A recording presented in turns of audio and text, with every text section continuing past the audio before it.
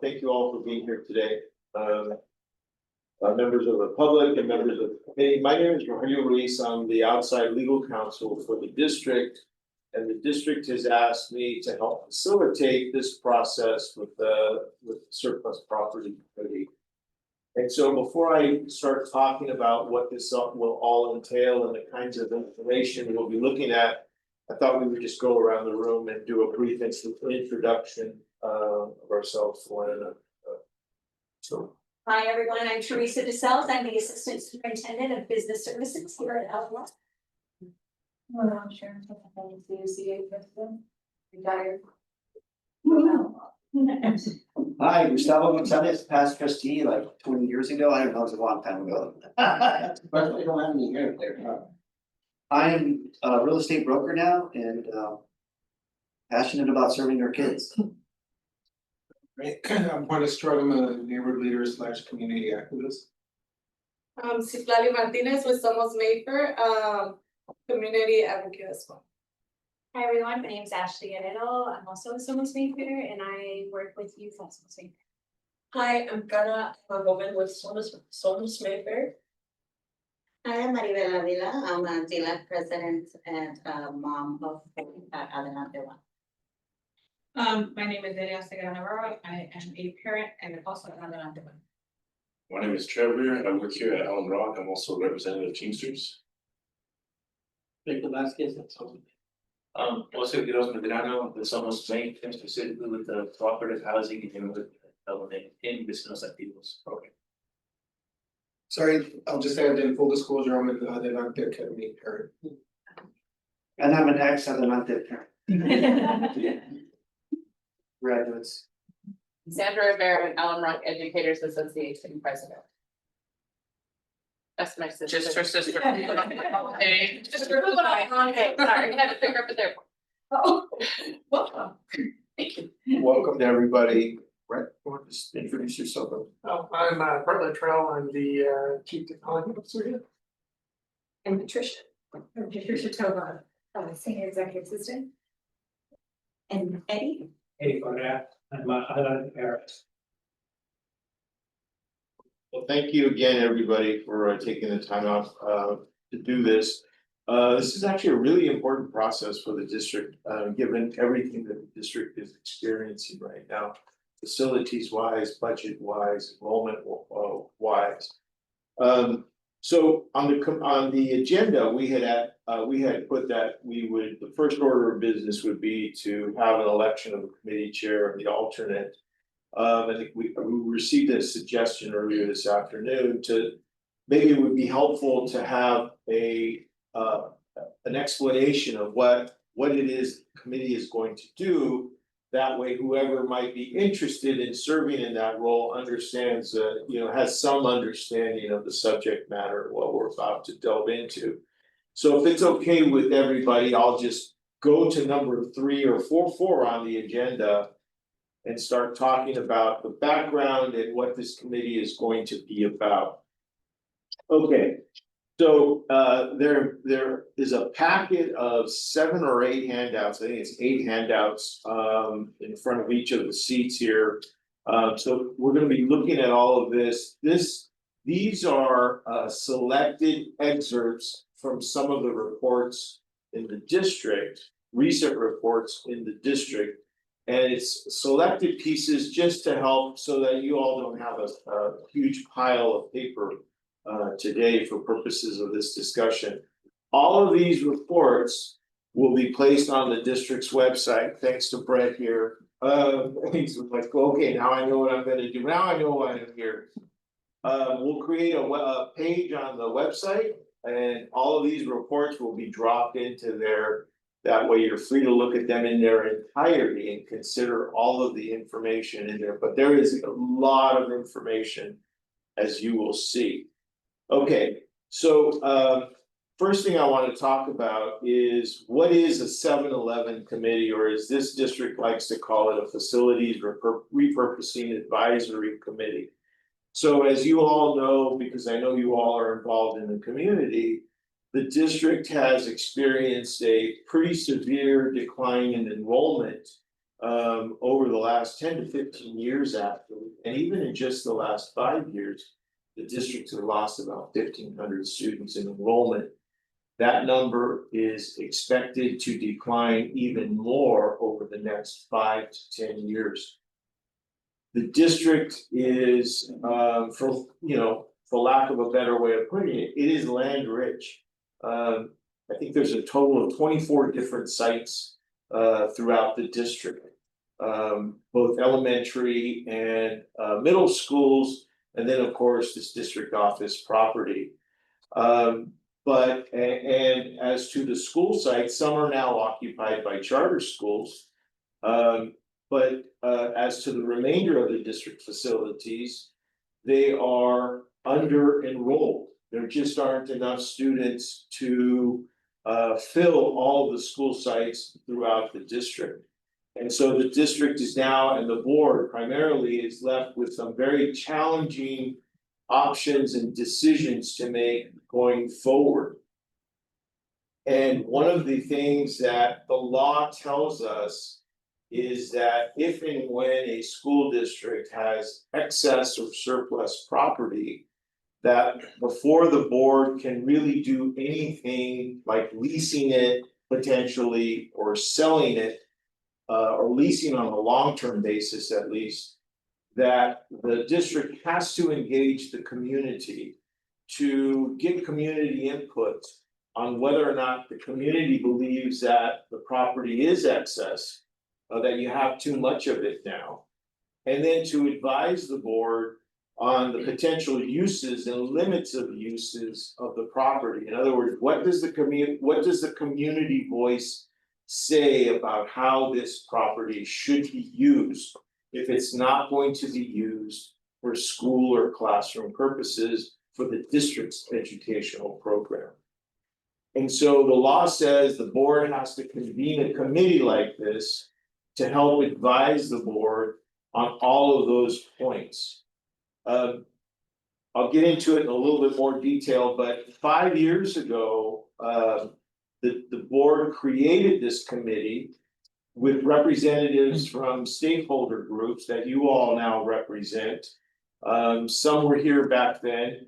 But that committee was convened to talk about potential surplus property in the district and how might that property be used going forward.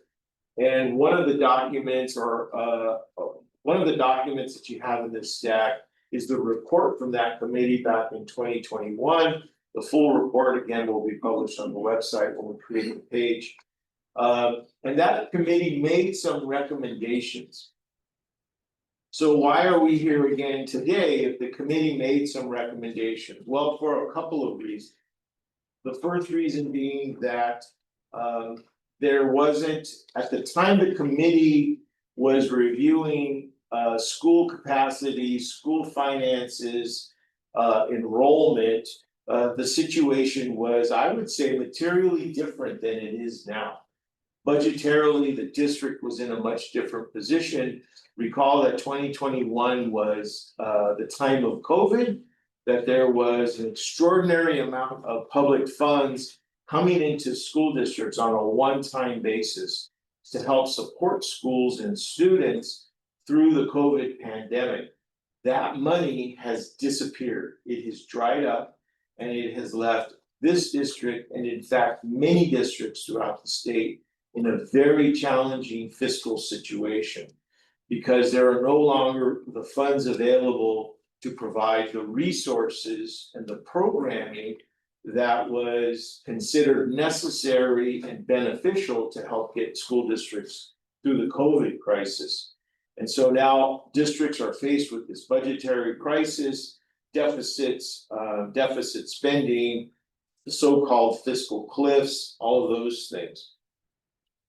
The other reason we're here again today, even though there was a committee, or the committee was originally convened 5 years ago and already submitted a report, was because at the time, the enrollment situation was so different that the committee did not consider or did not, the circumstances were so different that the committee didn't consider or couldn't foresee the need for the district to close schools, and as you all know.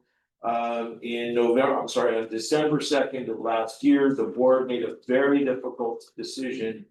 To close 6 schools in the district and to beginning next year. And to begin a consolidation process for a couple of other schools. And then to consolidate and close a couple of schools in a year from now, namely consolidating Adelante schools at a new school site.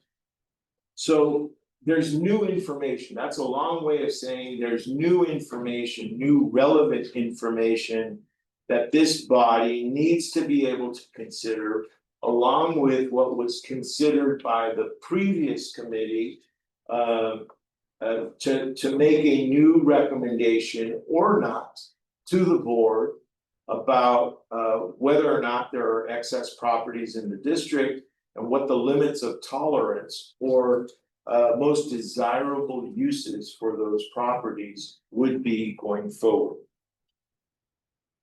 The handout number 1 that we placed in front of you is just a portion of the education code. It's very short. These are actually statutory sections that govern the creation of this committee. And you can see in section 17-389, the law tells us, you know, the representative groups that have to be included on this committee.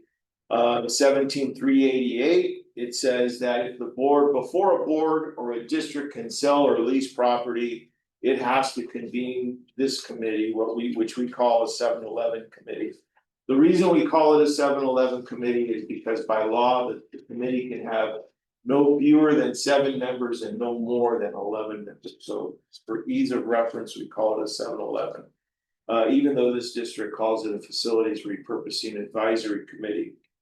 And then you'll see, you know, at the bottom of page 1, section 17-390, the law tells us what the committee has to do. It has to review projected school enrollment and other data as provided by the district to determine the amount of surplus space and real property. It has to establish a priority list of surplus space and real property that will be acceptable to the community.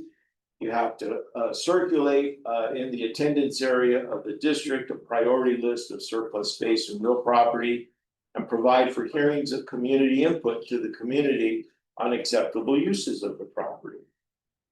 And then you make a final determination of limits of tolerance of use of space and real property based on that information and then your deliberations. And then finally, you forward to the district's governing board a report recommending the uses of surplus property and real property in the district. One thing I want to emphasize here is that the report that this body will make will be advisory. It will be a recommendation to the board. So this board doesn't have the power to make those decisions. It's just a means of gathering community input from all of these different sectors, making a recommendation to the board. The prior recommendation is included in the package that we've given you today, and we'll walk through it as well.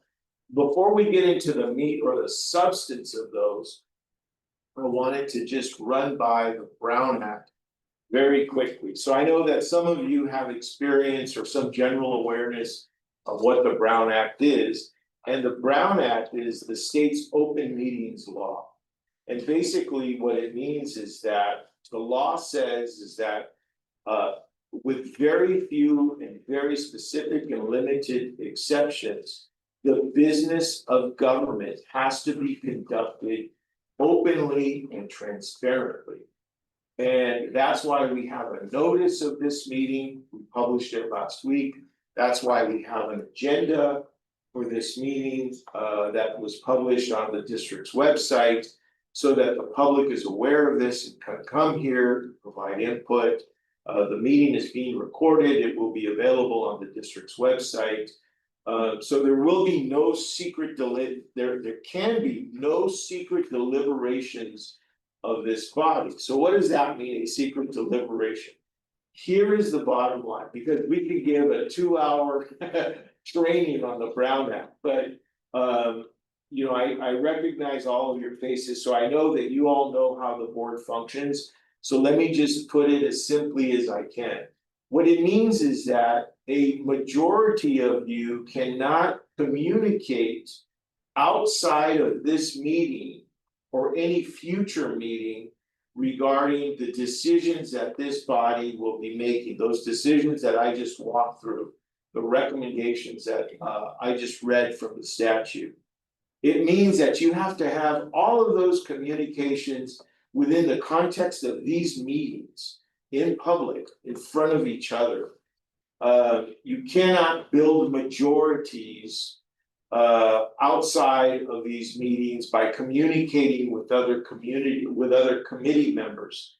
And by communicating, I mean that in the broadest possible sense. You cannot pick up a phone, you can't have verbal communications, emails, text messages. With each other as a group or in a serial fashion.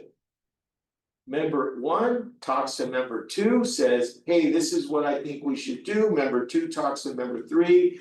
Member 1 and me and number 1 are on the same boat. You know, can we count on your vote? And so on until you build a majority. You cannot do that. You also can't act as a hub in all of these various communications. Think of a wheel with spokes and the hub, and contact all of these all of these committee members to try to build a consensus about how you all might be voting on any particular issue when it comes time for the committee to make its final recommendation. So what I would offer to you, what I would suggest and strongly recommend is, if you feel like you need to have a conversation with somebody outside of this meeting, do it with 1 or 2 persons max, that's it. And with the understanding that nobody will be sharing information with other members of this committee. I get it, it's helpful sometimes to talk to fellow committee members. Did I hear this right? Do you interpret this the same way I do? That's helpful, I get that. But you cannot use those kinds of communications to build a consensus. And so that by the time the committee meets again, you come here and the vote has already actually, for practical purposes, already been taken. Everybody knows how they're gonna vote. We gotta come here with an open mind, listen to the information. You all will have opportunity to dialogue and then make a decision at that point. So that's the ground. And that's a general overview of the kinds of information that this committee is going to be hearing and receiving, and the kinds of dialogue and discussion that you will be having. So getting back to the agenda, is there anybody who is interested in serving as the chair of this committee? Or interested in nominating somebody? I'll nominate 1.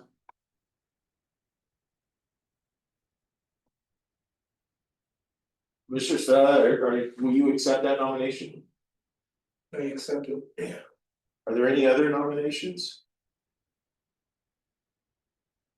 Okay, so if Patricia, if you could please call the vote from the roster.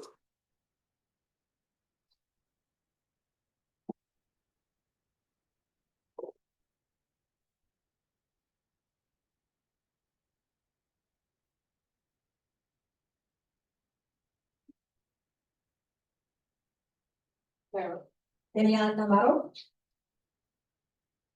Oh, me. Yeah. Can you just go, yes? Yes. Gustavo Gonzalez, Yes. do I call his name as well? Yes. Juan Estrada, Yes. Maribel Avila, Yes. Sandra Rivera. Yeah. Sharon Fontaine, Yes. Trevor Emmett, Yes. Congratulations, Mr. Estrada. We have a check.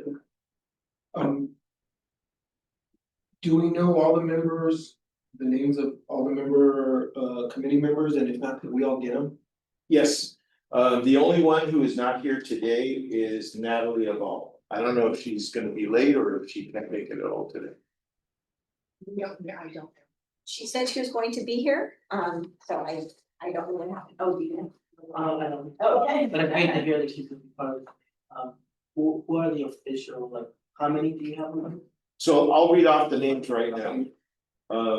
Natalie Abal. Juan Estrada. Sandra Rivera. Trevor Emmett. Gustavo Gonzalez.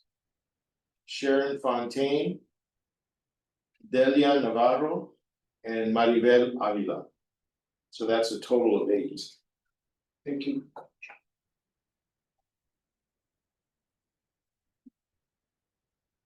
Question. Were more people asked than that, this is just dwindled down, because I swear I saw more names on the list initially. There was, Like in the email that I initially got back, a couple of weeks ago. there was, I don't have my notes in front of me, but there was somebody from the 2021, there was a group from the 2021 committee. That did not want to put somebody forward. Yeah, a representative, I can get back to you. Last thing, if possible, I don't know if we can still add people, but I think it should be an odd number for voting purposes, that way there's no in with voting. That's a suggestion. Let me know when the appropriate chairs. Rogelio, you're still leading the meeting at this No, point? you can put the meeting, Oh, okay. you can recognize people, speak. All right. Thank you. Yeah, that was a great question in terms of like who was provided, this group is definitely a leadership group, we see each other at different places around the month.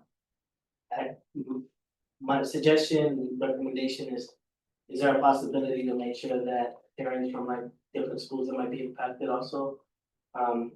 Everybody knows that Adelante, like, as a school, those schools are like, there's a lot of leadership in those schools. But I also would like for us to consider, like, maybe some groups in the daycare, or community neighborhood associations, or parent, or even in the Hubbard community, or something that covers a little bit more of like the district as well, to add, to make the odd number request. And, just want to put that out that, I think having representation from those communities that are often like a little harder to reach could be very helpful to the conversation. And I'm more than happy to support that nominating. But, this is a great group. So I look to you for guidance on how to proceed on that. So that will be included in the minutes, and then we can also present that to the board as well at the next regular meeting. Thank you. Yeah. Okay, so it would be a board decision? Yeah. Okay. Are you talking about this board or the school? The school board. Okay. All right, thank you. I did have a couple questions, I think, one coincidence on. Going back to the scope of this committee.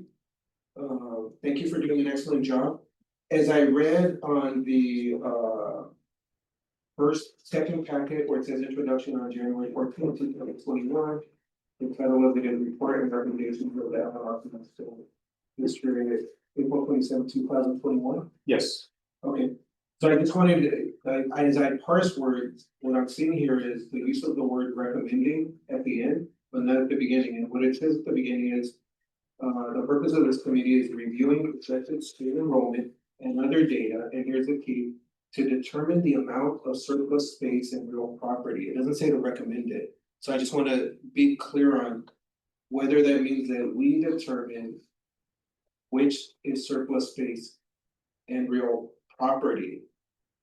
And then, but we do recommend at the end the uses of it. So for example, I'm gonna make it up, if there are 10 sites, we determine that 3 or 5 or 7 are surplus. And then we give a recommendation, and then the board will say, okay, they identified the surplus. What about their recommendation? Is that It's a correct? great question. So, yes. So this body's role is advisory only. So by determination, meaning taking community input and deliberating as a body and then making a determination of this body as to what it believes is or isn't surplus. But under the law, It is the board that ultimately has to take an action to declare a piece of property surplus or not. Okay, thank you. And then I have questions, but it seems like those are better suited for when we start talking about other things. Okay. So with your permission, I can continue on in terms of item number 5 on the agenda. Yes, please. Okay. So, as I mentioned, this committee was originally convened back in 2021. They issued a report, which is handout, what I call handout number 3. It's April 27th, 2021 report and recommendation of the committee to the board. And I said that there were some material changes. So what are those material changes? Well, since 2021, as we will see as we start walking through the demographic data, there has been a 17% drop in enrollment in the school district. That's 14, almost 1,500 children, 1,491 students. When you consider that your elementary schools are typically between 300 and 400 students, you can understand the magnitude of that kind of decline in enrollment. It's essentially about 5 schools of children. And that is creating some fiscal and operational challenges for the district just in the last 5 years. Okay, so what is, well, number 2, in your handout packet, there's a 1-pager there with the list of all of the current school facilities in the district. You'll see that there are 22 different sites. You can go to number 2 real quick. There are 22 different sites. That does not include the charter school site. So the district actually has other sites that are occupied by charter schools. Under the law, the district is obligated to provide reasonably equivalent facilities to charter schools with at least 80 in-district students enrolled in their school. So those properties are not declared surplus and have never been declared surplus because they're outside of the scope of this. Because the district is providing facilities to those schools pursuant to the law. But these are the current operating sites that you have in the district. Okay, now if you can go back to the 2021 letter. So the other handout is the So April. hang on really quick, so this doesn't include the schools that they've already decided were gonna get closed, or it doesn't? It does include them. Oh, Yes, everything is in there right now. Okay. Because the closures don't take effect until July 1, so we're a couple of weeks away from it. are we gonna identify those schools right here on this list real quick? Yeah, There's a list further down in the packet. yeah, Were you saying that the school you're not identifying is like the ones that we're already leasing now? yes, Like these like Monitor. Snedeker, yeah. Sloniker next door to us, yes, exactly. So here is this is the document with the final list of school closures, this is what it looks like. And this has already been approved by the board and it's gonna happen, it's just a matter of time. That's correct. All the teachers stuff for them. So the April 27th, 2021 report, I encourage you to take this home and read it. And again, we'll put up everything, there is a page on the website and we will update that link. That has all of the materials that the committee considered back in 2021. But the committee considered 15 of the district's 22 sites. And those 16 sites of the 22. They were Adelante 1 and 2, Chavez, Puritan, Dorsa, Fisher, Hubbard, Lucha, Lindale, Matson, Ocala, Painter, Russo, McEntee, Ryan, San Antonio, and Shepherd. And again, they were dealing with much different enrollment and demographic information than we have now and that you will have presented to you. And so missing from this list for consideration or there are two notable omissions out of this list. They were Meyer Elementary and George Middle School. And the reason that I say that those are notable omissions is because those are two of the schools which the board back in December of last year voted to close. Because of the change in information, the drastic change in information that has happened since then. And so, within the scope of your responsibility as this committee, you'll still be considering all of these schools that the committee reviewed back in 2021. But you'll also be considering and reconsidering all of the schools that are on the closure list. That's on that handout that I just showed you earlier. So I can get 5 on the first side and then flip it over, there's 2 on the other side, so there's a total of 7. So the Renaissance at Fisher is going to be collapsed into Matson. And Adelante 1 and 2 will be consolidated into one school. So 1, 2, 3, 4, 5, 6, 7. That will leave Renaissance at Fisher. Help me out, what's gonna happen with Fisher? That's where the two Adelantes are gonna. Okay, that's where the two others are. Is. So Adelante, that's over here next to Mount Pleasant, that's going away, Yes, that's gonna get closed. Yeah, not this year, but the next 2 years. yes, Yeah, in the future. 26, 27. And then Adelante 2, that they're gonna go to Fisher also, they're not there. Yes. So both of those are.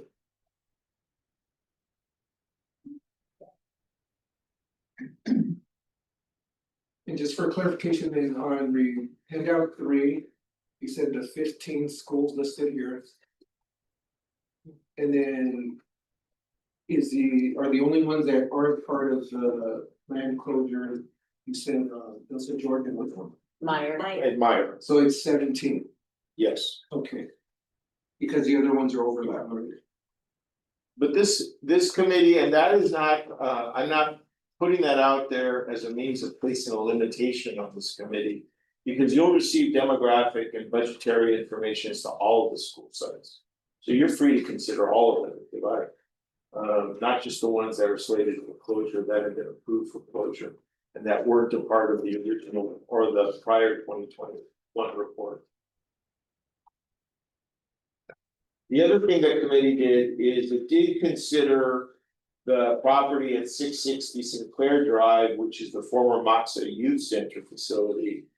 But it's important to know that that facility is a part of the Matson school site. It is not a separate legal parcel or a separate facility.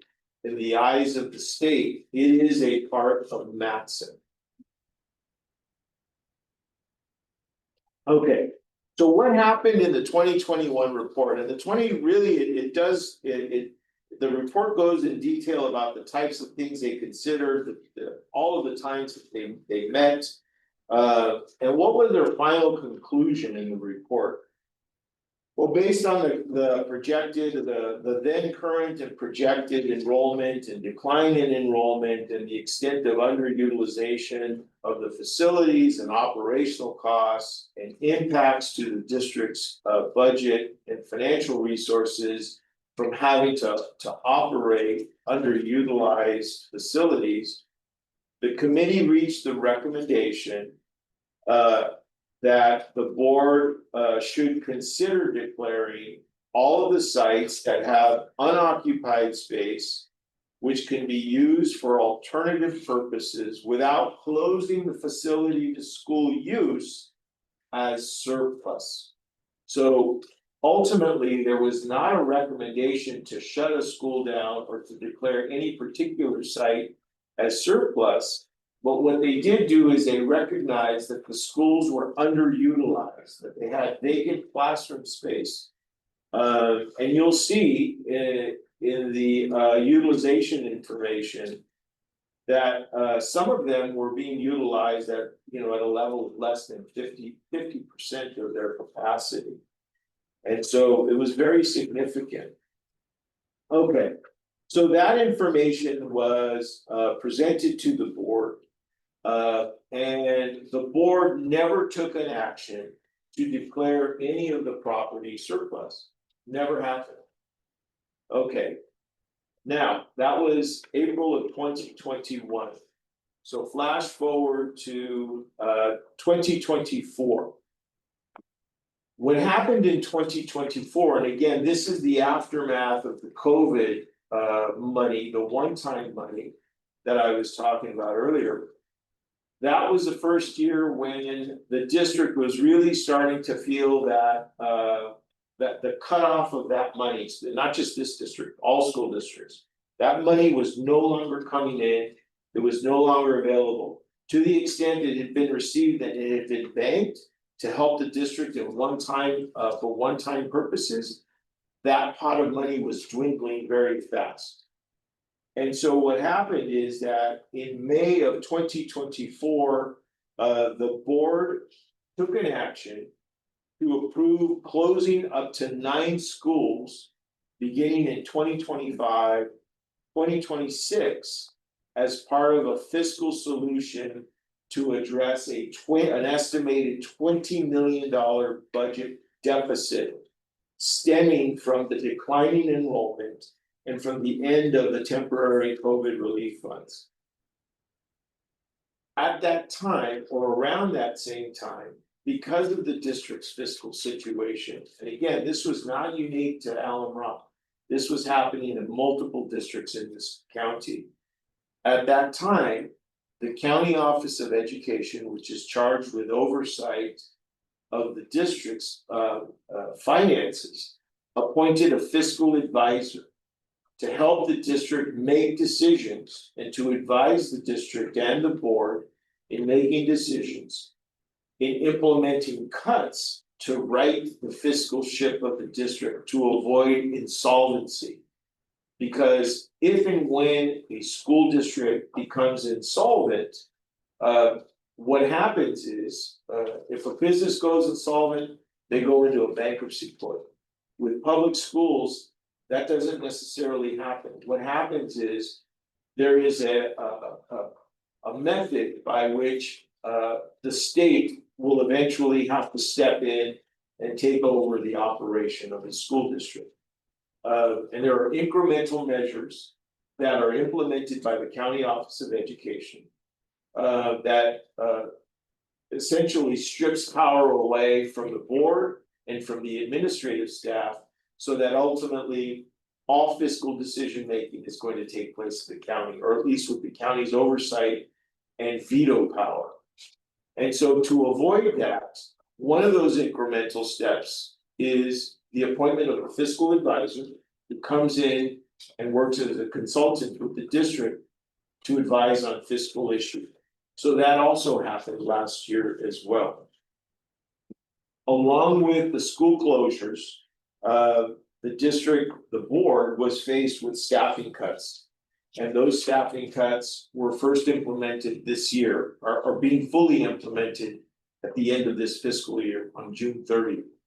And that affected management, certificated staff, and classified staff. There have been layoffs in this district.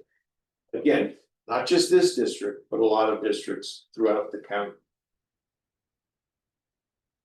Following that decision, the board brought in a new superintendent, Herman Cerda, and the superintendent created a school consolidation advisory committee. And the role of that committee was to consider which schools, if any, should be closed and or which could be consolidated across the district to more right size, or to at least begin the process of right sizing the schools to balance out their enrollment so that the facilities are more appropriately utilized, which would result in cost savings to the district if other schools could be closed down. And so that committee was formed last year. And it met over a period of several months, or a couple of months. And their work was eventually distilled into a report that was presented to the board in November of 2024 with their recommendations for school closures and consolidations. And I copied out an excerpt from that report. It's actually a very long report, a detailed report, but it looks like this. This is some of the key information relative to the district's fiscal situation, declining enrollment, depletion of COVID monies, and the budget, the resulting budget crisis. And again, this full report will be on the district's website. So the superintendent, working with the committee, came up with a recommendation to provide to the board. They considered a demographic study, which you also have pieces of. And the full study will be posted on the website. And the critical, I copied some critical pages for you here that Teresa will walk through in a couple of minutes. And they made a recommendation as to which schools should be closed and consolidated. That went to the board in a couple of meetings in November, and with a final decision that was made on December 2nd by the board, they passed a resolution regarding school closures and consolidations. You have a copy of that resolution in your materials as well. It provides which schools will be closed, which ones will be consolidated. And again, all of the underlying information on that will be on the website. You'll be able to take a look at that and well consider it. So that leaves us, so the board took that action, and that leaves us with where we are now. Where the school's slated for closure at the end of this school year. Yes. Oh, I didn't mean to interrupt. So I'm just comparing the 2021 list of schools considered for repurposing, and I'm looking at this list, the 2025-26. I'm just double checking because I think you said that George and Meyer were not considered in 2021, but probably should have been.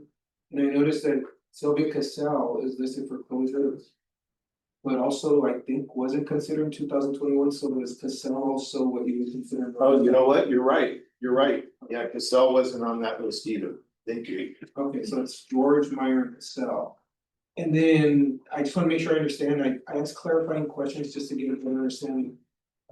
So the board made a decision on closure and repurposing. And is it correct in that this committee needs to meet and make a recommendation if they want to proceed with it? So the board's decision as embodied in the resolution was regarding closures and consolidations, not repurposing. Okay, So those are two different buckets, if you will. And this committee's role is really on whether or not any of these sites can be repurposed or whether they should be declared excess surplus. got it, okay. I think it's a, No, go ahead. I was gonna say then, two topics that overlap. Yeah. Okay, thank you. I think it's important to note if you're gonna surplus that, then that could potentially lead to selling it, right? Yes. And other things that everybody should know that can happen once you put it in that bucket. That was my question. What are the different implications between surplus and? Yeah, so the law is crystal clear. You can't sell or lease, long-term lease. School district property unless and until this committee has gone through its process. Period. Has to make a recommendation, has to go through its process. Now, I've been involved in situations where the committee ultimately couldn't make a decision one way or the other. Now, that fact was presented to the board as a different district. That fact was presented to the board. And then the board had to make the best decision it could under the circumstances, considering everything that the committee had seen and looking at the record, the minutes and what had happened.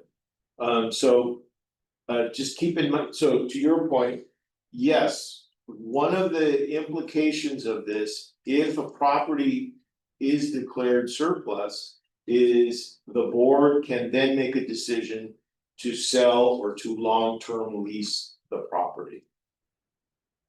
Go ahead, Commissioner. What does the district consider a long-term lease? Like, how many years is that? Yeah, so I call it a long-term lease because there are a lot of different categories under the law in terms of leasing and joint use agreements, partnership agreements. You can have short-term leases for classroom purposes only.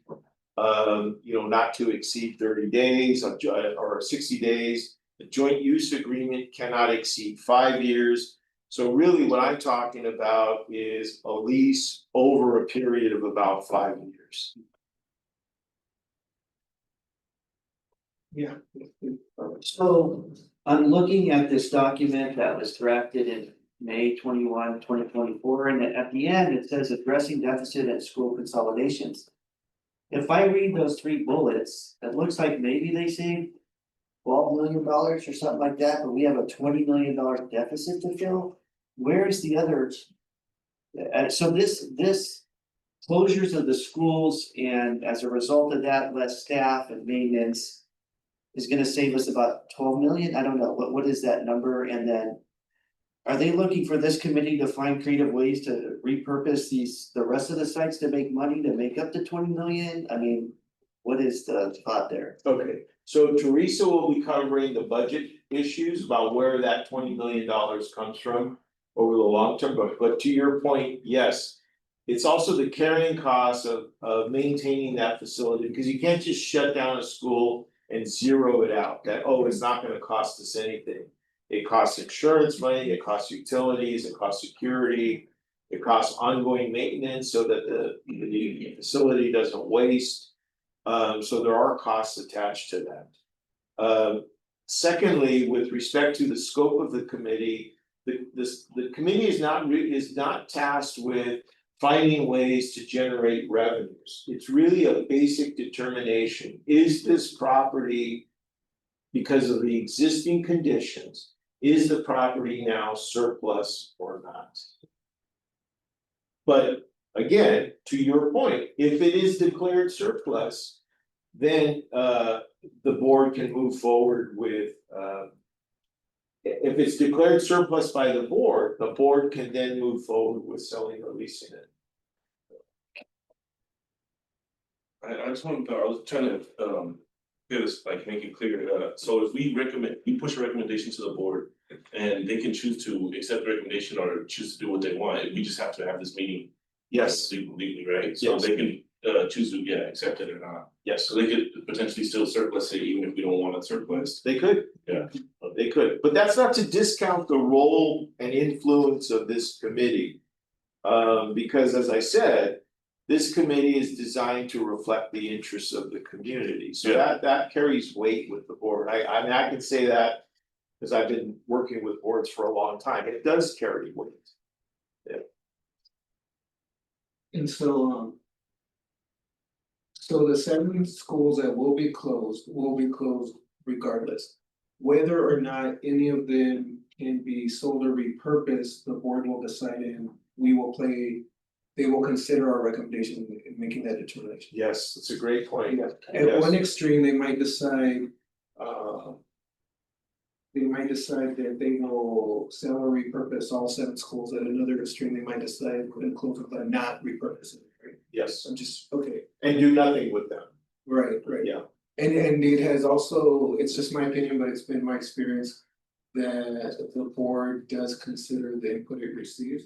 And so I would just say that as we move forward, we should strive for a strong recommendation that ideally has consensus unanimous support.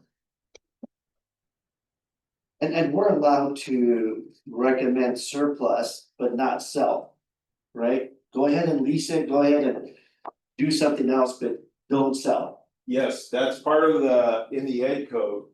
This board gets to make recommendations on the limitations on tolerance of uses.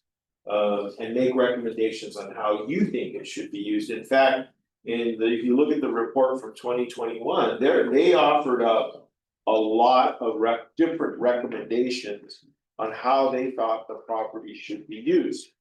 And I like a lot of their recommendations. I don't think we need to reinvent the wheel. We should all look at this because they came up with some great ideas. And those recommendations are, they start on page 3, no, page 4. And carry over onto page 5. And you can recommend a property surplus. Like, I'm just gonna get to them, say that and there's recommended surplus, but George isn't. Yes, They don't all have to be one or the other. that's right. It's not an all or nothing Right, proposition. right. Yeah. Great point. So that's the history of where we are and how we got to where we are now, and the information.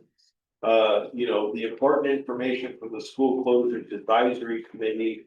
As well as from the 2021 committee. So with respect to the demographic information and the budgetary information. I'll turn it over to Teresa DeSells, the district's CBO, Chief Budget Officer. But again, there is some, I did collect some pages from the demographic report. And then also most recently from the district's most current proposed budget presentation. Which just happened last week. Okay, I'm gonna start with the demographics and enrollment projections, so. I think it's handout 5, correct? Oh, or do you not review? I'll do the budget after this, I'll go over this first.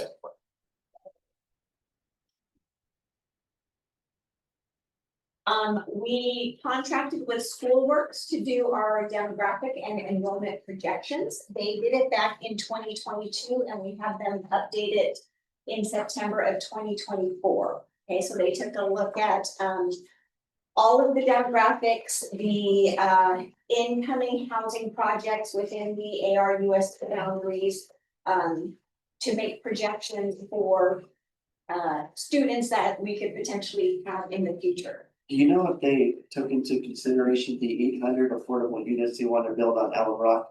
It's a 400, 200, and like another 198. I mean, it's the most dense housing that we've ever had in this city. Yes, my understanding is that they did. I will confirm that, but that is my understanding from September when they presented the in-depth report. It did. Okay, yes, right, yes. They said it, Yes. and it contributes very, very good. Right, They said that when IBM built their big site, they are expecting something like 900 students. They had something under like 100. So optimistic, but the reality, they don't generate a lot of the parents who buy those don't have a lot of children. It's kicking, so just because it was a very important topic, a lot of people really expressed, and then they went and said, oh, okay, so just as an FYI.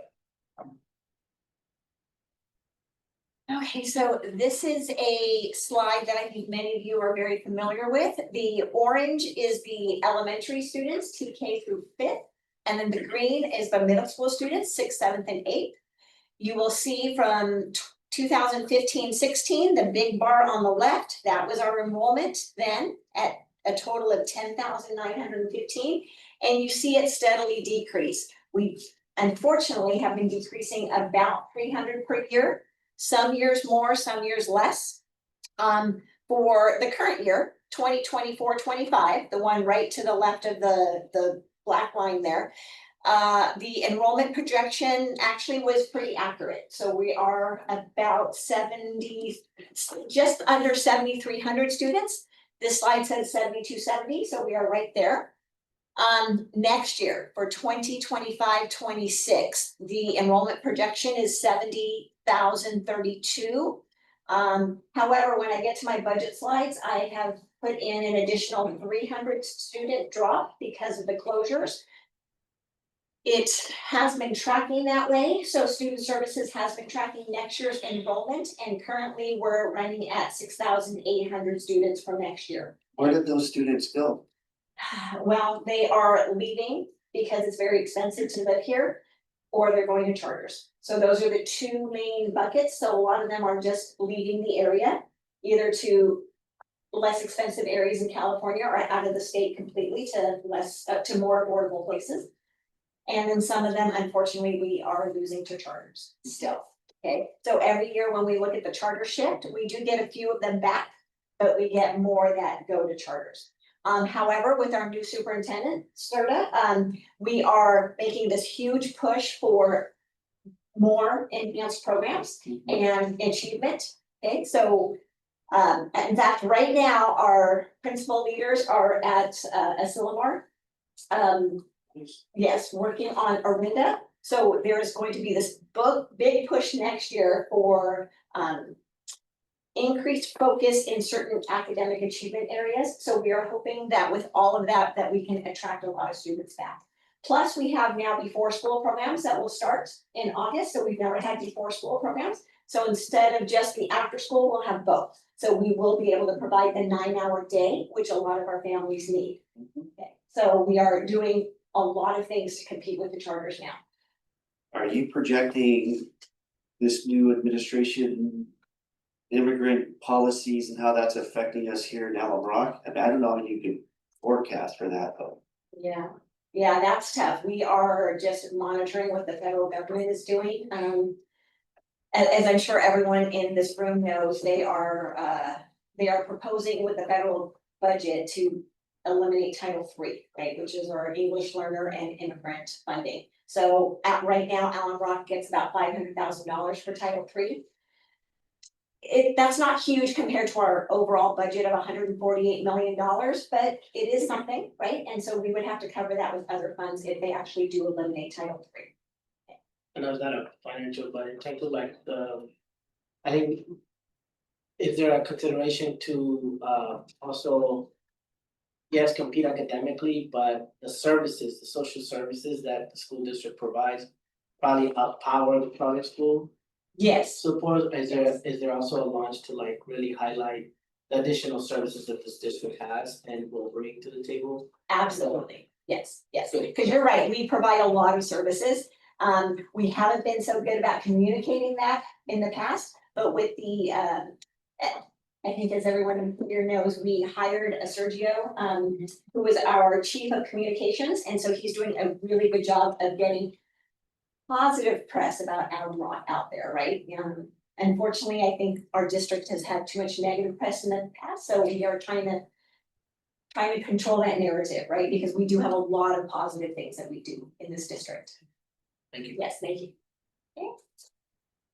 Okay, we can go on. Just on that slide, sorry, it is showing that 300 student drop moving forward for the next 6 years. So to your point, where we no longer have a $20 million deficit, right? We're down to 9.4 for the coming year.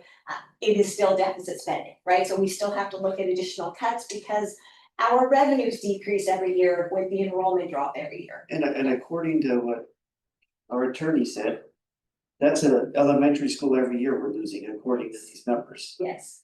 So this isn't gonna stop and then it's gonna keep going. It's tough, yeah, so at least the cuts that we have made, and I commend everyone here, because a lot of you were on the school consolidation committee, right, and the board for making the tough decisions. It gives us more runway to take a look at additional cuts in the future, plus it gives us time to look at hopefully revenue generation from some of these surplus properties, right? So again, part of the purpose of this committee. Final questions. In your projections, did they note anything about the differences between your middle school and your kind of elementary students? It seems like you're losing a lot more in the younger age versus the middle school students. And so is there a difference or anything that they notice in terms of that? They're trying to see like where's the are there possibilities for to build from, because I know it's pretty tight. And we have this hand. I can explain it to you. Yeah. It isn't that you're losing, the reason you're not seeing the middle school loss is because middle school is basically a reflection of what you enrolled 8 years ago. So 8 years ago, the average enrollment per year was around 800, 850. If you take a look every year, your enrollment is actually going down. And so last year was, I think it was 720 students. So what's happening is every year you're graduating a class that is 830 students, but you're only enrolling 600, 700. So this is gonna happen until you can increase more and so one of the things that changed a couple years ago is that TK, you could only enroll them if they were a certain age, so you could, student. If the student was gonna be 4 years, it had to be a certain month, and now TK is your biggest opportunity because it's opened up the whole window, so it doesn't matter what month they're, as long as they are 4 years old by September. And so that's what your competition is doing, is they're going after the TKs. If they're enrolled in the charter school, then they're off the market for you. So that's just so that you know why is it happening? It's your you're losing them to your competition sooner. So, I think. Do we have projection numbers for the TPs and kinders coming? We do, yes, Okay. yeah, so. And then I just want to comment, I know that there's more slides to look through. And I think that, is it correct that if we want to impact this, the way we would do so would be via our recommendation, such as making our recommendation consistent with, like you said, increasing revenue or increasing student count. Right, okay, so I think that's, Yes. so there's a lot of questions about what's happening now and we could be doing different. But in the end, the way we can impact it is by getting to that strong recommendation, you know, with benefit both of them. Absolutely, yes. Yes, so we kind of need a multifaceted approach, right? Eddie's done a lot of data on our dual immersion program, so those attract a lot of students and a lot from neighboring districts, so that's very helpful, right? So to Victor's point, we need to get the good press out there so that we can attract more of those students, right? So it's great that we have the 2 Adelantes, plus Painter, right, the Vietnamese dual immersion, right? So we are one of 2 Vietnamese dual immersions, and we attract students even from like Sunnyvale way over here, right? Right, so that's very important. So here is the enrollment projection by grade level, so you can see it broken down and you can see the TKs as well. Okay, so the TKs are going down a little bit, okay, but it's not horrible. Okay, so. It looks like it's going, it was 1 down and then it goes up from there. But then if you take a look, so it's projected to be at 373 next year, but then it goes to 352, 337, 325, 315, so. Hold on. Yes. I think part of the reason is because the age opened up. Before, every year it was just, September to December, and then it opened in February, it opened in March, and then it opened to the full year. So that's probably why it went up, and then. So one thing that you have to be careful, okay, with this report, particularly for TK and TK. It is done by somebody who does this work where the school districts are monolithic. Right, Sacramento, Red, here, it's really, we have a lot of different, the way that the dual language schools and English schools are different, but they projected all the same. So what they did, they don't account for changes, so what they don't account here is like, oh, we're gonna change our strategy, we're gonna make a big focus on enrolling TKs. So it doesn't take into account that, so if you have 10 elementary schools left. And you say, we're gonna project 2 classrooms in each of those as TK, well, that's 400. They're not projecting it there because they were just taking a snapshot of the way things were independent of what you're gonna do. So be careful with that from a TK perspective, TK and Kinder. So when they provide you the outlook, ideally, because it's 10 schools, is what's the maximum number of TKs that we can have there, and can we get there? And how many Kinders rooms will be available, and can we get there? So from that perspective, I just caution you because that report is just a little bit looking back and it's not looking forward post consolidation. Well, Oh, no, I was just gonna add to that, I think, because this was from September 2024, so now we got the new superintendent. We, got these new programs in place, so hopefully these numbers will start going up, right? well, and that's gonna affect our enrollment everywhere if TK goes up, right? That means you're gonna have a big old bubble going down, right? That means we have to increase all of our class sizes as it goes down. Hopefully, Well, that's the plan. yeah, that'd be great. Okay. And just to comment on charter schools before I forget, so the charter schools in our boundary, they have altogether a little more than 3,000 students, of which our demographer said about half of those are our students, because as you know, charter schools bring in students from other districts as well. So if we can get a good portion of those students back, that would be great. Okay. I'm going. I'm gonna go to the utilization, so this is the enrollment by school site, okay, but I'm not gonna spend time on this. Unless anybody has any questions. I'd like to see it really quick if I Okay. can. Yeah, of course. And again, we'll just need to figure out what the enrollment truly is in August, so I have to say we are a little nervous about August, just because with the school closures, we don't truly know where the students are gonna be. I mean, I'm assuming that, are we gonna provide transportation for some of these? We are. Okay, yeah. good. So for the closed schools Yeah. to their new home sites, Right. we are providing Okay. transportation. And as of today, we had 183 families that requested transportation. When you provide this in the future, I would recommend adding percentages. For some of us, it's a lot easier to follow that. The other. Not good. I was just gonna say, the other part of this is that enrollment is for schools that are closed. Yes, So that's not the current numbers of the 15 schools that are open, so you Oh. haven't moved all of those kids from Yes. there to their new enrollment sites. right. This is from the September 2024. So we do need to get a new demographic study And next then, year. like Juan was saying, if we could have like the percent utilization for those school sites, that would be really cool. It's on Oh, every- we're getting We're there. getting there. Yes. Okay, And yes. question about the transportation, how much does it actually cost like for transporting students into the new school from where they live? Is there a specific I price? don't have a breakdown. You mean the cost to the families? It costs to the school district. To the school district. Yeah. We're hoping to utilize it with our current transportation team, so it should not be an additional cost.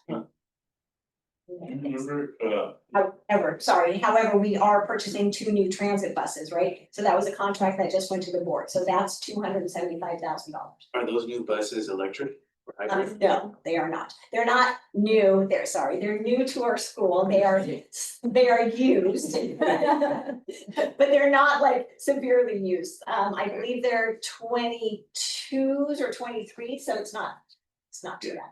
Yeah, so we're expecting to get those in July.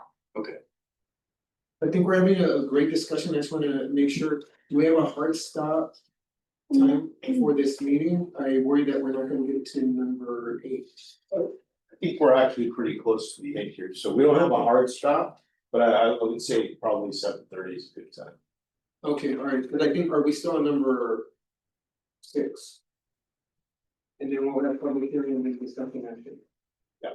And then, go ahead, Bill, how many meetings are you guys projecting we need to do this work?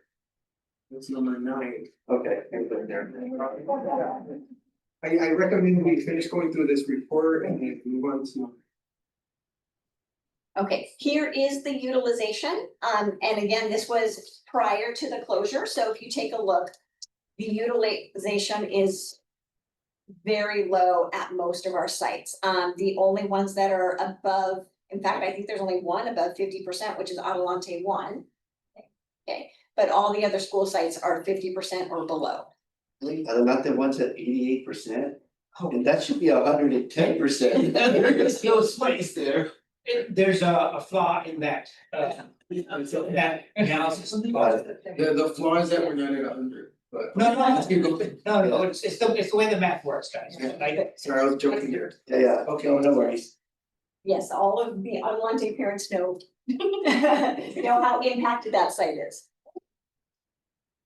Okay, Yeah, if I could just add, it is not a scientific measurement, and it typically revolves around how a teaching station is defined within a particular school site, but I think the important thing is that the same uniform criteria is applied to all of the schools, all of your schools, so that you get a reliable comparison between your pool of school sites. It really is a good picture of where, your classrooms, your school sites are being more fully utilized. okay, I'm gonna switch over to the budget now, if that's okay with everyone? Yes. Okay. Sure, yeah. And I'll try to go over this quickly, because I think many of you probably saw or heard my presentation from last Thursday. And the first slide is actually the enrollment projection that we've already gone over. If you wanna go to slide 3. Oh, thank you. Sure. Okay. So there's the enrollment projection. This was the additional 300 student drop. Is it not? No, there, okay. Here it is. I'm looking. Okay. Like, why is it not- It's not gonna happen, okay? Gonna come out of this. So currently, the multi-year projection is showing a total decrease of approximately 540 students. However, as of last Friday's enrollment projection, we're running a little bit better than that, so it's about 460 student drop versus the 540. So we are hoping as we enroll in the summer, right, more TKs and kinders, that enrollment drop will decrease. Here are some revenue assumptions based on the May revision. Here are just some, big buckets. So titles 1, 2, 3, and 4, we get about 3.7 million of federal revenues, special ed 1.9 million. State revenue, the big chunk comes from our local control funding formula, which is 107.7 million, and that is our unrestricted revenues. We get 2.1 million for our after-school education and safety program, ACES. We get about 933,000 for the Prop 28 Arts and Music Grant. We get 12.2 million for our ELOP, our Expanded Learning Opportunities Program. This is where we pay for the before school program that we're going to start in August and our after-school programs, plus our summer programs and our spring break programs. And then we get about 1.3 million in lottery. It's okay. So if I understood you correctly earlier, we're just worried about Title III going away right now, not Right the other now, thing? that's the only thing that's proposed right now, Okay, okay, but I mean, we'll right, have to wait and see, yes. So right now, the federal government is not proposing a decrease in Title I funding or special education federal revenue, okay? Even though they are wanting to get rid of the Department of Education, but my understanding is even if they do that, those funding sources will remain, it's just another department will administer, yeah. okay? I know. So. Okay, this is our LCFF revenue. The funded COLA for next year is at 2.3%. That is a decrease from the governor's January budget. And then you'll see the 3.02% for the following year and 3.42%. The funded COLA percentage is important because if those decrease, we have a decrease in revenue. Okay. The LCFF entitlement at the top where you see the 107.7 and then the 108.1 million the following year, and then 106.4 million in 27-28. That is based on the light green LCFF funded ADA, which were funded on a 3-year prior average because of our declining enrollment, right? So in the past, it was either the higher of current year enrollment or previous year's enrollment. But because of the fiscal cliff that with COVID, they actually had a hold harmless for enrollment for 2 years, right? 2 to 3 years. But then because most school districts in California had declining enrollment, instead of having that fiscal cliff, they said, okay, we're now going to fund you on a 3-year prior average. So it's the better of current year, prior year, or the 3-year prior average. So that's where we fall under because of our declining enrollment. So you can see our funded ADA there. We are fortunate in fiscal 26-27 to actually have a slight increase in our LCFF entitlement, even though we have a drop of 167 in funded ADA. And that is because of the 3% COLA. So that mitigates that drop in the funded ADA, okay? But the following year in 27-28, you see the change in funded ADA, you see the drop of 345.72. So we are not able to mitigate that drop even though the COLA is 3.42%. So that is why you see a drop of $1.8 million in revenue there. And how are we doing with keeping our kids from classes these days to get those $88? Actually, pretty good. We run about 95%. That is So good. Our student services department will do a presentation every now and again on chronic absenteeism, which is not very good with our certain subgroups. However, overall, we're about 95%. So here's some key assumptions for expenditures. The board did approve the 1% off salary schedule payment, so that is not in our multi-year projection. The cost is about $1.1 million. For next year, it does incorporate the school consolidation plan that you have in front of you and the fiscal stabilization plan, including district office staffing reductions. We are on track with deficit spending of $9.4 million.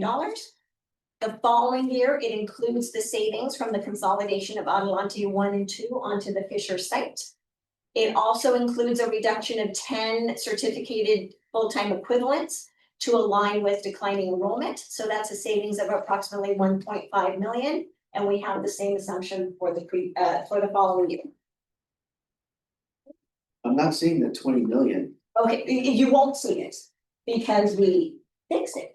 Oh, Okay, so the 20 million was from a year ago for this year, for fiscal 24-25 and out years if we did not make any reductions, okay?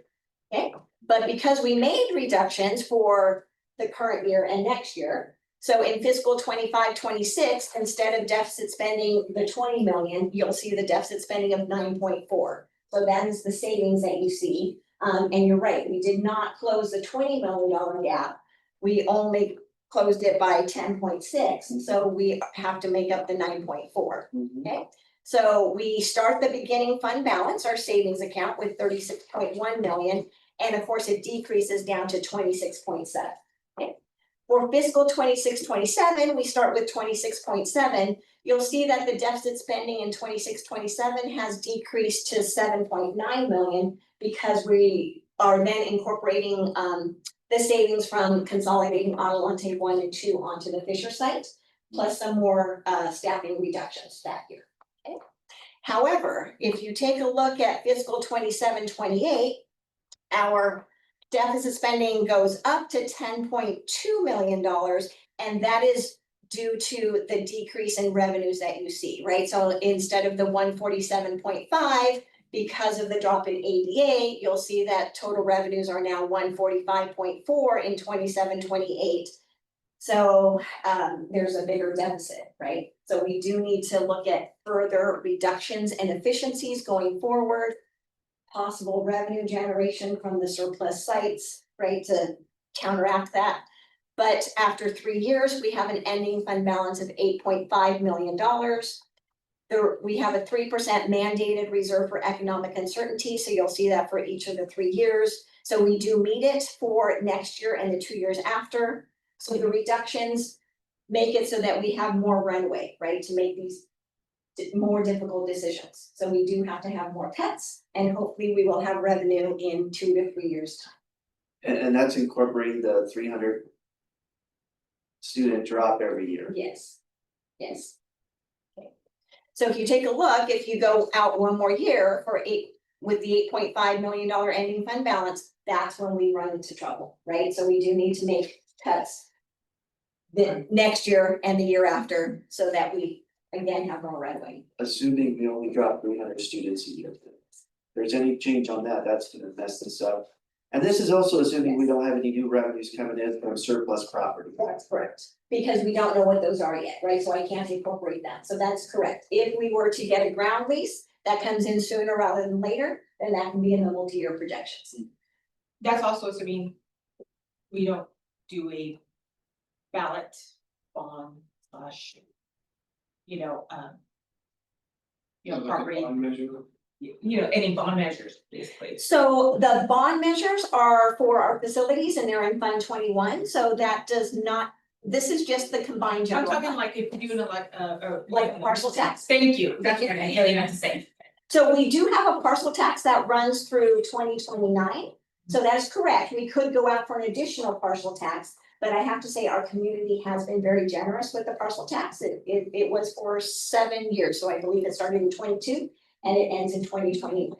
And we get about $228 per parcel. But you're correct, right? We can go out I'm for just saying another parcel at because some point. last year they tried to put something on the elections and Yes, it got voted down by the board. right, that was a bond measure, Thing. yes, yes, So that was 239 per parcel. 228 per parcel, yes, it goes up a little bit every year due to the COLA. What was projected, did you all run projections on? You were to put in as an additional, any additional tax parcels? We have not yet, but we can. That's fine. So if you go back to the revenue slide, we get about $4.7 million for our partial tax currently. Okay, yeah. And then I believe it's Brett, can you go back? Sorry, okay. And then I think it's 2 point something for our current leases that we generate, right? The school right in front of us, we're generating a lease from that. Yes, exactly. Right, the Sloniker site, the Rogers, right, so we do have charter schools that are paying us, yes. No, go back to the revenue. That one. Oh. Go back, or go forward, Right there. there, lease revenue of approximately $2.7 million. Parcel tax. But it's true, now that we have 7, right, additional sites, we are hoping for revenue generation. And we have hired a real estate advisor to help us with the ground leases or potential land swaps or sales of these sites. Who's that? Lisa Gilmore and Associates. Or I think she was with, I was thinking about. Oh, I was gonna say, the only thing you guys have to realize with parcel taxes, they're extremely difficult in this area. Having worked on most of them, because fortunately, but unfortunately, most of our constituents are not in control of those parcel taxes. They rent, and so, yes, they're here voting on it, but not everybody who lives here is part of that voting community. So it takes a lot of work for the parcel tax team to get up into the foothills and to the actual homeowners, not the apartment complexes and those, in order to get those parcel taxes passed. So parcel tax should not be a determining factor in this. Do not count on the parcel taxes. They also require a higher vote percent. We do, yes. Yeah, that was one thing that we were looking at is the income from taxes, but unfortunately, like you were mentioning. A lot of those homes were bought when the taxes were really low, and so. They just keep renting them out, and so the school ends up paying the cost for that. And so even going back to your point of taking that to a ballot measure, that's gonna be really complicated because. Prop 5 was trying to pass to be able to lower down the threshold of passing certain ballots, which also did not pass, unfortunately. But my question was for those leases, does the school act increase, is there some type of percentage to increase the price over inflation? Some of the leases have that and some are steady, so a lot of them are long-term ground leases, I see. right, that are already set, right, prior to. And is there a provision in there that says that you can revisit that to really take the account of including a percentage increase? I'm gonna let our legal counsel. No, but it does, but the leases do build in increases over periods of time. Not necessarily every year, it could be every 2 years or every 5 years. It really depends on a particular lease. It depends on the market conditions, you guys. As a real estate broker, it's all about the market conditions. So maybe we can do it right now, and a year from now, there's no way we can get away with it, right? But it really depends on the market conditions. Should we do that now? Then we see it. You know, I don't think so, because everybody's doing this, right? Yeah. All the school districts are doing what we're doing, and there's gonna be a flood of properties open for whoever wants to pay the best, and there's gonna be lots to choose from. So I'm wondering then, are we ready to move on, and if we are we required to address agenda item 1 and 7 in order for the decisions of this committee to hold? Yeah, so now is an opportunity to take any comment from members of the public who want to talk about, want to offer comments on what we've been talking about today and where the committee is headed.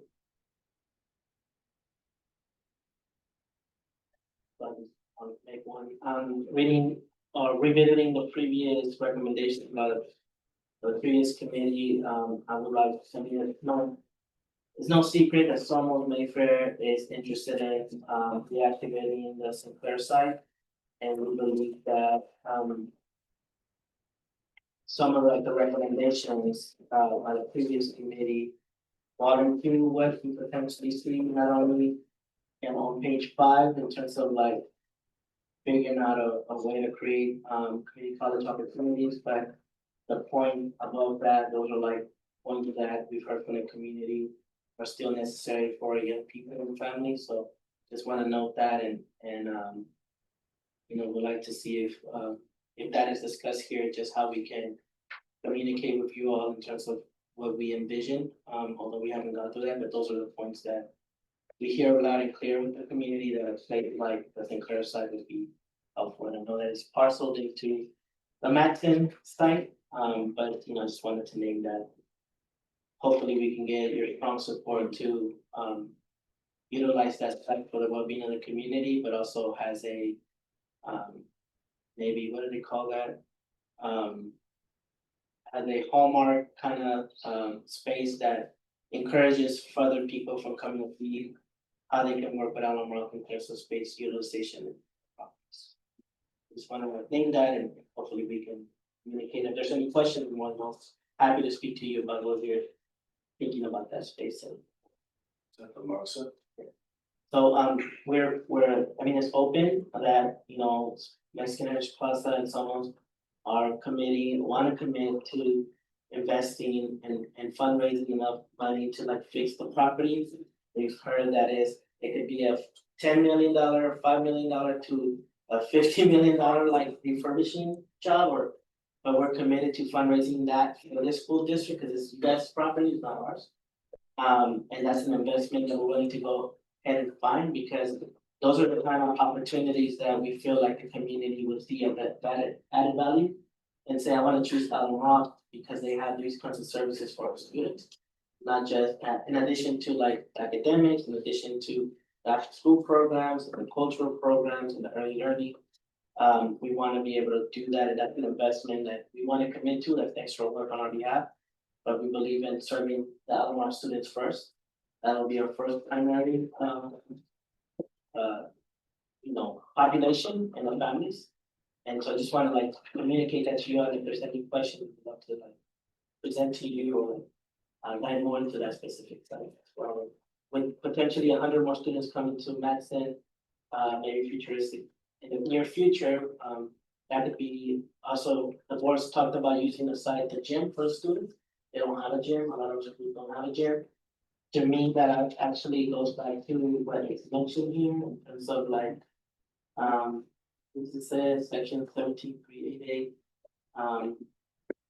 District of procedures governing the use of school building and space, which is not needed for school purposes, and we believe that by using the gym, that fulfills a school purpose. We want to be able to use that, so the students are not out in the hot sun playing, doing physical activity. So just want to name that, and I hope that this body, we discuss that we can have conversations and get your strong support, because that building not just for Madison primarily, we hope that it could be used for the students and the population that we all care about. And so this is a public comment portion, and then we would discuss that at a future meeting if we add it to the agenda, correct? Yes, Okay, and then now we ask if there's additional public comment? yes. Really quick, if we go back to number 4, we have to also elect an alternate chair. It's up to you. Oh. It's up to the committee if you want to do that.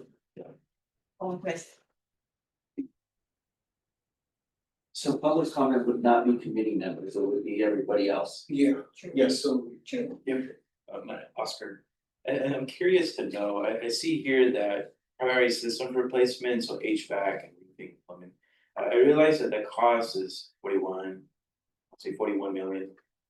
And I'm curious to know is there a way to work with trade school programs in San Jose to be able to offset some of that cost to offer basically on the job training? Just because I went to CCOC when it was called CCOC, and that's something that I used to do through that program, and I do remember me personally getting experience through that trade, which then, you know, I graduated and did that, but That's might be a potential to be able to cut some of those costs while also offering some additional services to the students who were trying to continue to keep their families here and have their children come to Allen Rock.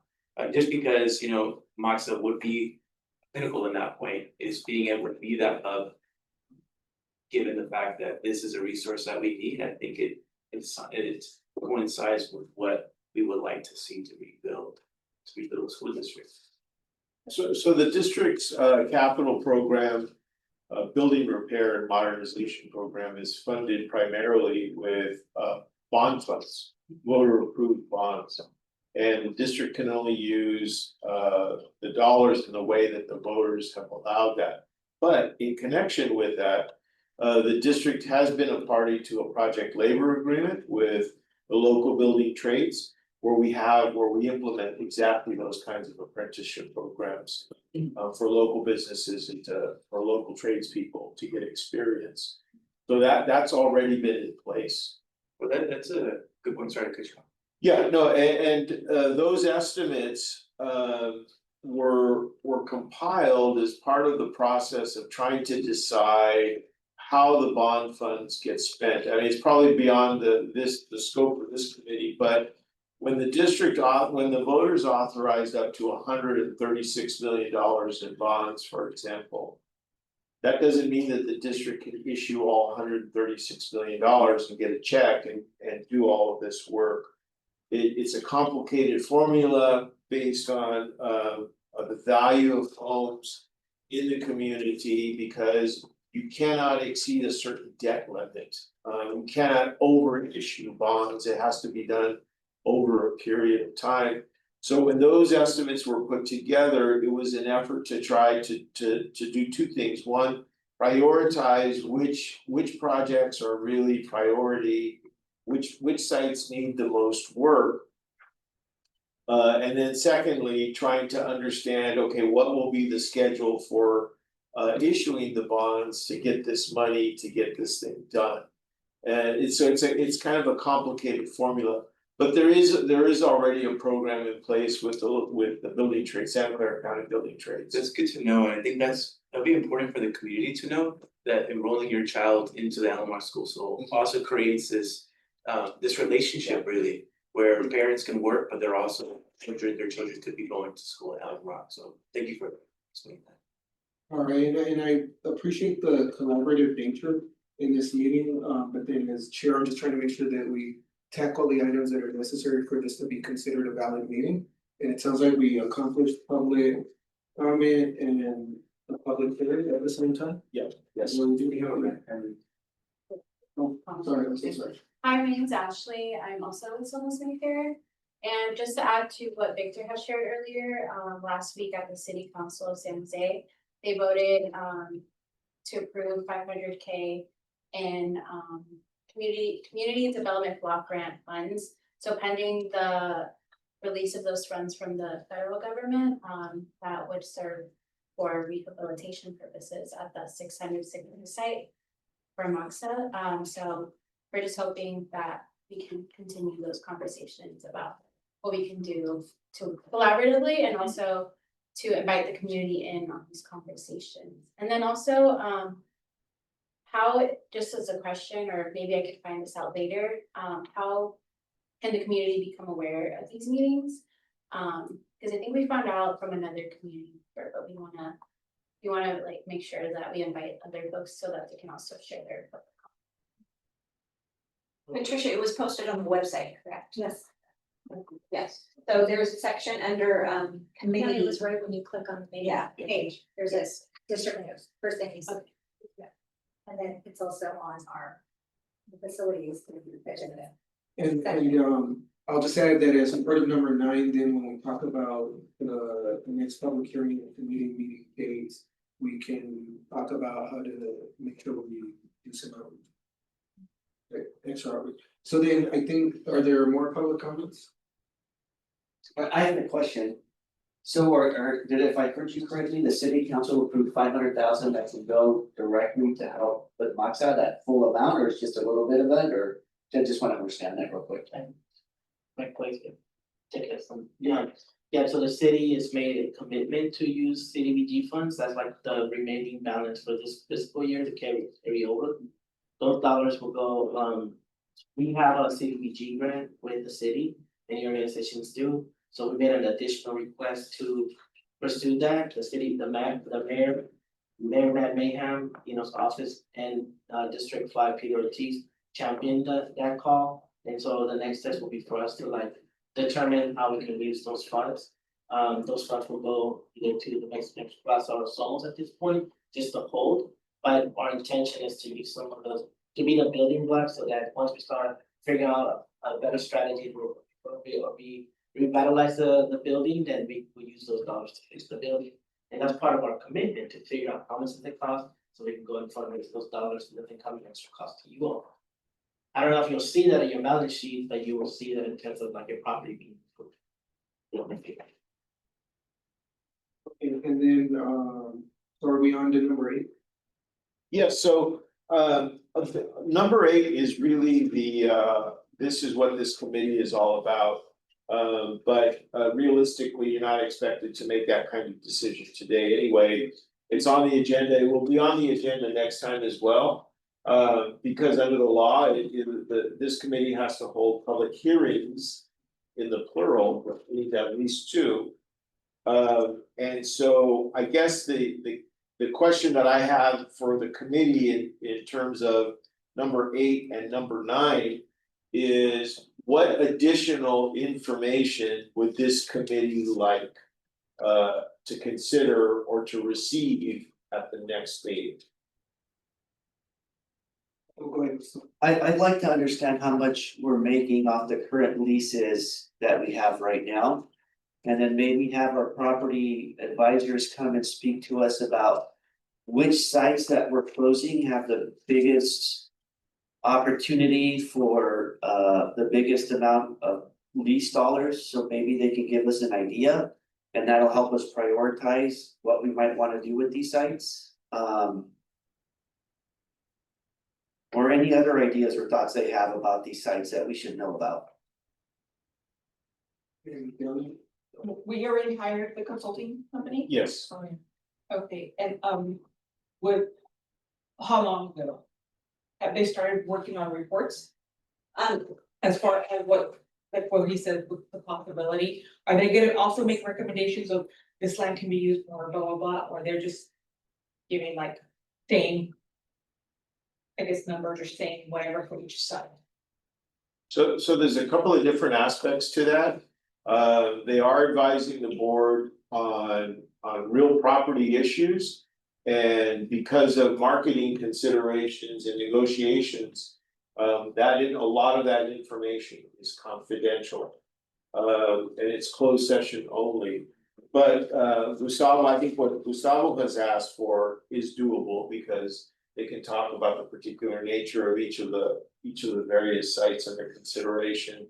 And which ones might have the most marketing possibilities, or might have the most demand for them out in the marketplace right now.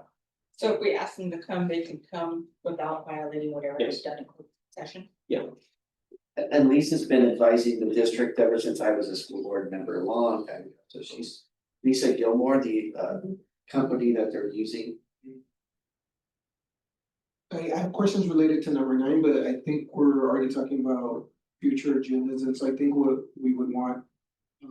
And I don't know if I need to make a motion, but for someone to make sure to present information at the next meeting. About the proposal we heard. Do I need to make a motion or? No, Okay, no, that's just a request, and as long as Somos is amenable to that. yeah, we could request that they could respond. And then, so then I have questions related to number 9. Let's see, what's our deadline to make a recommendation, or do we have a deadline? You don't have a deadline. Okay, I think Teresa and I wanna make sure you all get the information that you think you need to make a recommendation to the board. sure. I mean, there is a lot of information here, as I said, we'll put the complete reports on the website. It's like drinking out of a fire hose at the beginning. So, yeah, I mean, our goal is to support you all and the information that you think would be helpful. So that you can come to a recommendation, but given the issues. That the district is facing in terms of the school closures and the finances. And having been through this process before with other districts. I would just tell you that I think by the next meeting, you should be prepared to start talking about formulating a recommendation to the board. Oh, sorry, I don't know if I passed this, but I just remembered, I just thought of this, do we have any like, I'm trying to look on the word, the appraisals or properties that we have that could potentially like for George or for, you know, any of these properties that could potentially be open, do we have anything like that already? So appraisals are confidential information of the district, yeah. Yeah. So you can imagine that when people are negotiating over something, an appraisal would reveal one side's, sense of value.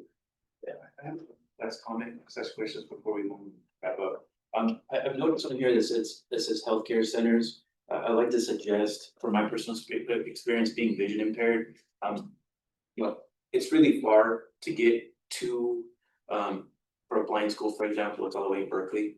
And to really start exploring resources around healthcare actually being here locally for vision impairment or other, different abilities.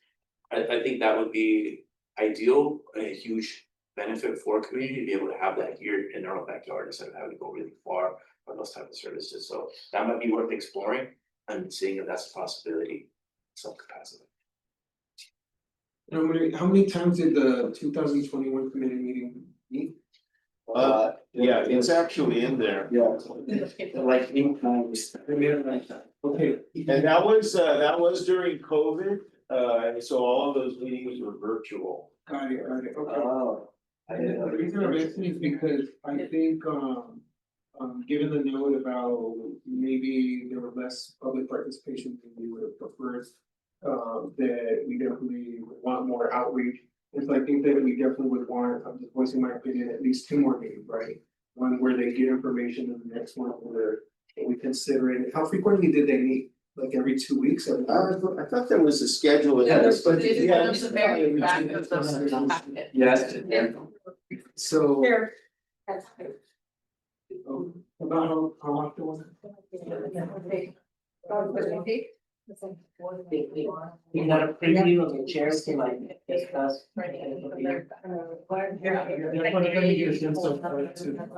Yes, that's right. They met. 1, 2, 4, 5, 6, 7, 8, 9. Okay, right, they met about, In a 3-month time. Yeah, it was about every 2 weeks, okay. so every 10 days. Yeah, I'm thinking every week would be over, right? And so what if we?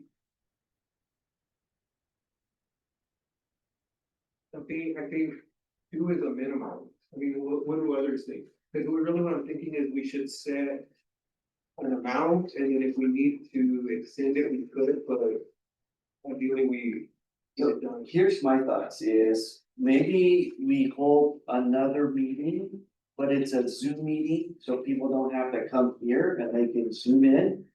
And maybe they get all the information we got. Because the general public didn't get all that information, if we go straight into the deliberation, just, and we come next time and come up with all these recommendations, if there's a lot of people, they're like. They don't have that background.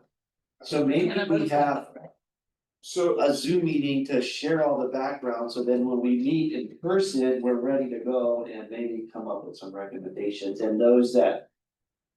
Want to share more, have that background.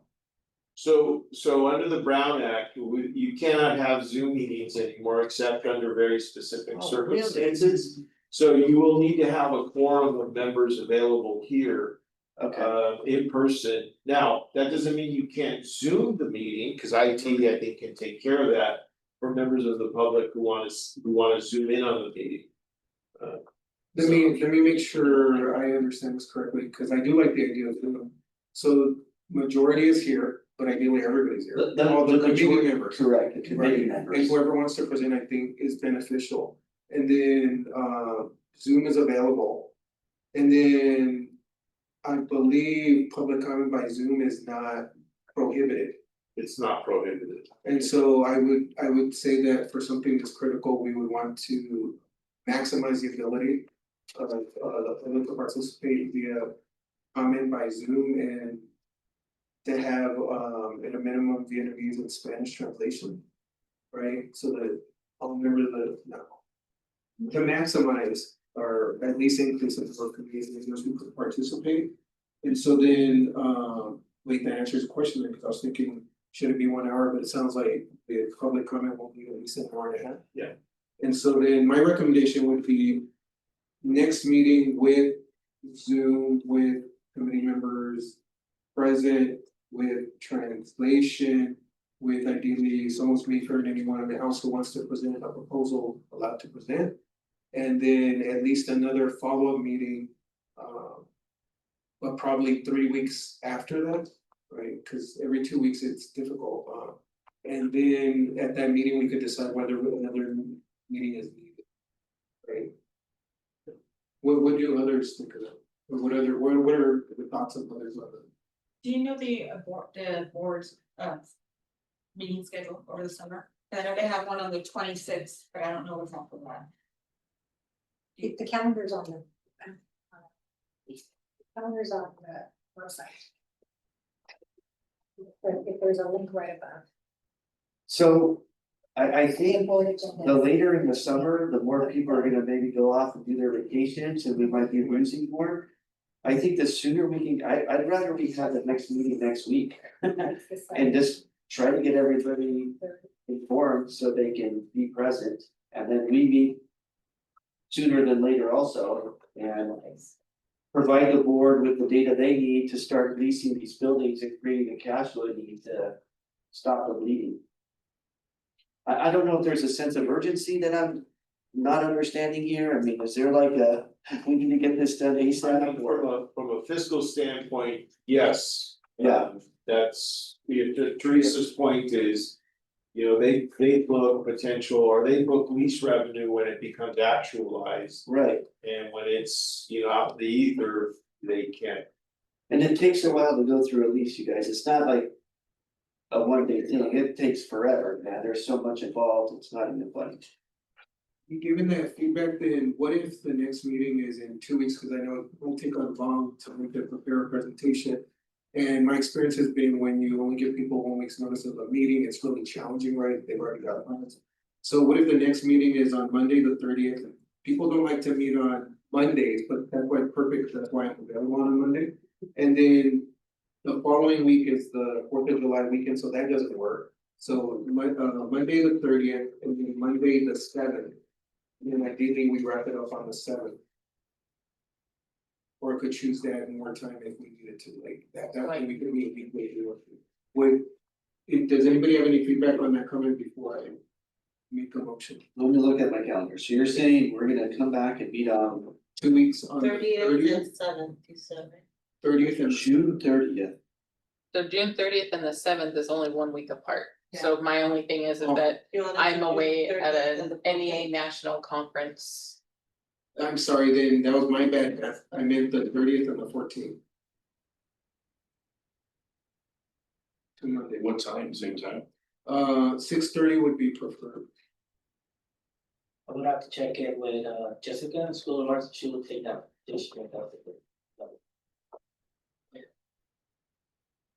Does that sound like something we should proceed with? What are your thoughts? I like to go, but if it's what's for you all, I would have to check in with her, if she's available. Do you think you'd be able to put a presentation together by next week? You would best do something like that. I'm not here next month. You're not here next Monday? I'm not here. Like the 30th and the 14th is perfect for the CTA schedules, but. My cover's up along. Okay. No, that's your day, that's your. All All day. all right. No, I'm ready to. I got both those days. Mondays were the best for me. So Monday, I'm gonna say the 16th. You said the 30th and the 14th. Here you go, thank you. Sorry, I'm like scrolling through my calendar. Are we gonna change it to 6:30 or 6 p.m.? 6:30 would be better, I'm actually with a new employer and I get off work at 6. Yeah, so Today was my first day when I told him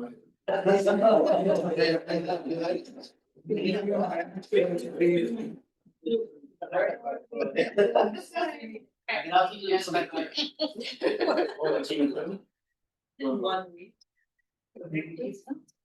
We will present something very similar to what we presented to the board. So you can't do that. No, I can do any Mondays for me are great. Oh, I can look at the 23rd, but let's look. That's next Monday. That's Monday again. so that would be the 23rd and the 30th, right? Yeah, I'm okay with it. I'm not good with that. I Can't do Well, I really that. can't turn it. But Okay. it has to be just an overview for. Yeah, I think. No, but that we still need- is need a- over, Oh, right? you still But have do you need a- 7. On the Well, we have 23rd. 2 people already missing. So how many of us are there in the committee? 9 of us? Hey, No, wait, 8. So 8 of us, if we miss 2, we still have quorum, Need 5. so we're good. Because the real meat of it is gonna be the next meeting where we decide on recommendations and. Yeah, and I've already seen some. Right, so I think we're okay, I mean. Well, I'll be here because we need a quorum. But I just want the public to get the knowledge that we got today. and so you're talking about the 23rd? Yes, And who can't be here on the committee? Wait, That's on the committee on the 23rd? wait, can they be here? 1, 2, Okay, and how do you feel about Okay. not being available? How do you feel? No, that's fine, I have all of this. Okay, You said it was gonna be Zoom. yeah, I guess, yeah, we should be able to zoom in. But you can't. No, I know, but I can watch it. I Yes. know I won't be part of it. I'm pretty Oh, sure no, our that's right. our council or the team can zoom in, the majority has to be here though. Right. right. I So, just want you to should- But- watch it, I didn't make And it. Yeah, cause then they have to do a Quantum posting and then yeah, we they have do have to, to we post have and to. live secure posting it. and Yeah. all that. So we need. Okay, so you know what, let's stick with the 30th and the 14th. I'll call her after. Yeah, 30th and 14th. Yeah, oh, of course not. Everyone, okay, so it sounds like the 30th and the 14th is more practical, to maximize the ability of the member to participate, and it started 6:30, so we did 6:30 to 8. And we can Zoom. You guys will be in charge of getting the Zoom stuff. Yes. Zoom and translation to these meetings and stuff. Well, the committee members should be here.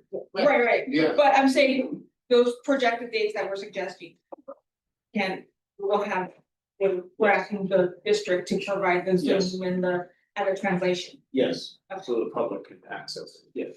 Okay. and since I said in the public meeting, I'm going And will it be up on the website, like clickable, because like, for example, when I went looking at other 7-Eleven committees. It was very simple for me to look it up, because they had to. We don't currently have one, Yes.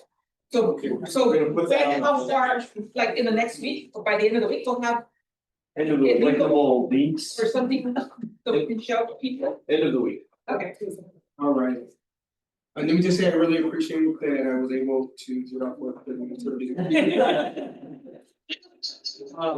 And so I think we're set. Is there any other information we need?